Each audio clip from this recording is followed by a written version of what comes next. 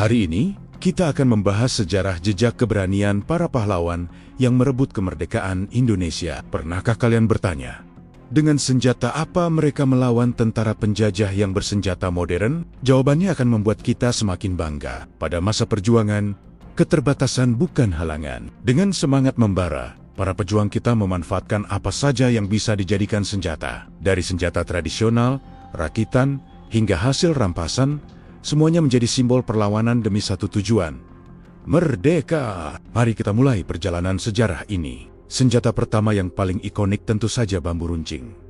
Siapa yang tidak kenal senjata sederhana yang terbuat dari bambu, tapi punya makna yang luar biasa? Bambu runcing ini adalah senjata rakyat, mudah dibuat, mudah digunakan, dan menjadi andalan dalam pertempuran jarak dekat atau serangan dadakan. Bayangkan, barisan rakyat dengan bambu runcing di tangan serentak menyerbu pos penjajah. Getarannya pasti luar biasa. Bukan cuma soal fisik. Bambu runcing seringkali diberi doa oleh para kiai atau tokoh agama. Ini menambah kekuatan spiritual dan mental bagi para pejuang. Bambu runcing adalah bukti nyata bahwa semangat bisa mengalahkan baja. Selanjutnya, ada golok dan parang. Sebelum menjadi senjata perang, keduanya adalah alat sehari-hari para petani di ladang. Namun saat panggilan perjuangan tiba, fungsinya berubah total. Di tangan para laskar rakyat di Jawa, Sumatera, hingga Kalimantan, golok dan parang menjadi senjata mematikan. Kelebihannya jelas, senjata ini kuat, tajam, dan mudah didapat. Para pejuang gerilya sering menggunakannya untuk menyergap patroli musuh di tengah hutan atau di jalan-jalan desa yang sepi. Mereka memanfaatkan elemen kejutan dan pengetahuan medan untuk melumpuhkan lawan yang bersenjata lebih lengkap. Ini adalah senjata perjuangan dari rakyat, oleh rakyat, dan untuk kemerdekaan rakyat.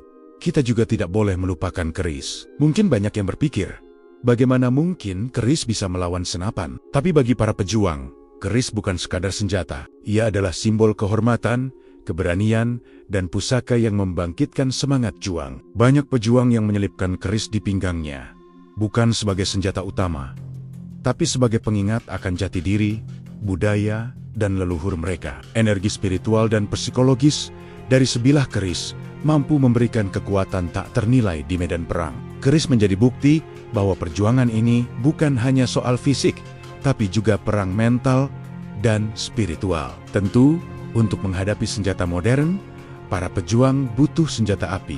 Tapi dari mana mereka mendapatkannya? Jawabannya adalah dengan merebutnya dari musuh.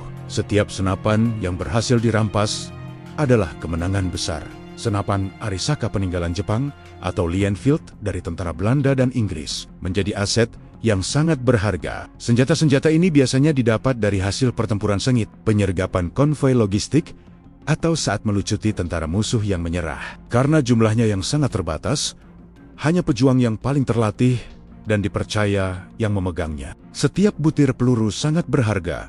Tidak boleh ada yang sia-sia. Mendapatkan satu pucuk senjata api rampasan bisa menaikkan moral seluruh pasukan. Kecerdikan para pejuang tidak berhenti di situ. Saat amunisi dan senjata pabrikan sulit didapat, kreativitas menjadi senjata utama. Muncullah granat dan bom rakitan. Dibuat dari bahan-bahan sederhana seperti kaleng bekas, pipa, bubuk mesiu, atau bahan peledak sisa perang.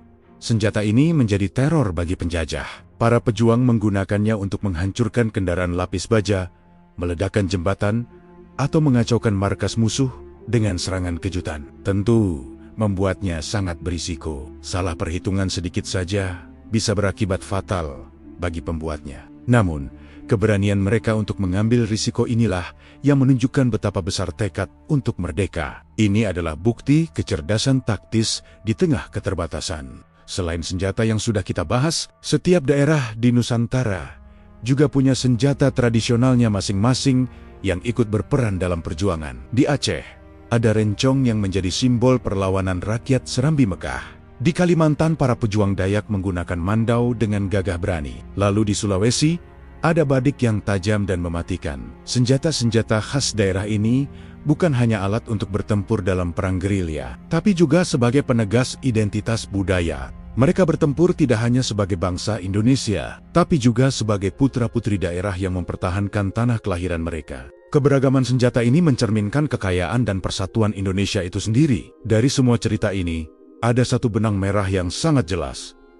Perjuangan kemerdekaan Indonesia tidak dimenangkan oleh kecanggihan senjata. Kemerdekaan ini diraih berkat semangat yang tak pernah padam, keberanian yang tak kenal takut, kecerdikan yang tak terbatas, dan persatuan yang kokoh.